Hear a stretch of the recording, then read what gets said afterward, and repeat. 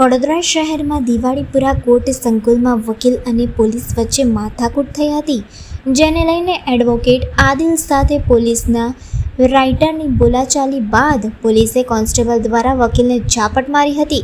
તેથી સમગ્ર મામલો ન્યાયાધીશ પાસે પહોંચી ગયો હતો અને તમામ વકીલો દ્વારા આવા કોન્સ્ટેબલને સસ્પેન્ડ કરવામાં આવે તેવી માંગ સાથે તમામ વકીલો ભેગા મળીને ન્યાયાધીશને રજૂઆત કરી હતી, જેથી તમામ વકીલોની એક જ માંગ છે, આવા પોલીસ કોન્સ્ટેબલ સસ્પેન્ડ કરી ગુરવાના સસ્પેન્ડ પીઆઈ પર કાયદેસરની કાર્યવાહી કરવામાં આવે। દિવાળીપુરા કોર્ટ સંકુલની બહાર વકીલ અને પોલીસ વચ્ચે માથાકૂટ થઈ હતી, જેનો વિડીયો વાયરલ થયો હતો।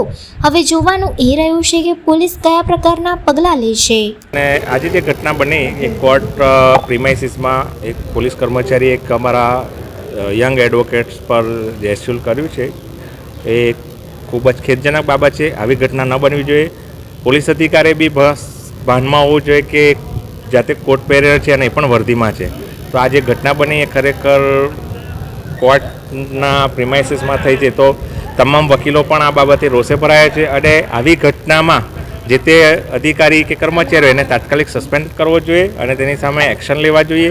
આ બાબતે જે વિક્ટિમ છે તેને પણ ફરિયાદ કરી છે અને અમે આશા રાખીએ છીએ અને આ બાબતે એસીપી જે હતા એમનું પણ ધ્યાન દોર્યું છે કે આવા અધિકારીને તાત્કાલિક સસ્પેન્ડ કરાય અને તેની સામે કડકમાં કડક કાર્યવાહી થાય તેવી વકીલોની પણ માંગણી છે। અને અમે વકીલ તરીકે અમારી પણ અપેક્ષા છે કે આ અધિકારીને જેણે પણ વકીલ પર હાથ ઉઠાવ્યો, જે બી કર્મચારી હોય પોલીસ અધિકારી, એને તાત્કાલિક સસ્પેન્ડ કરવો જોઈએ।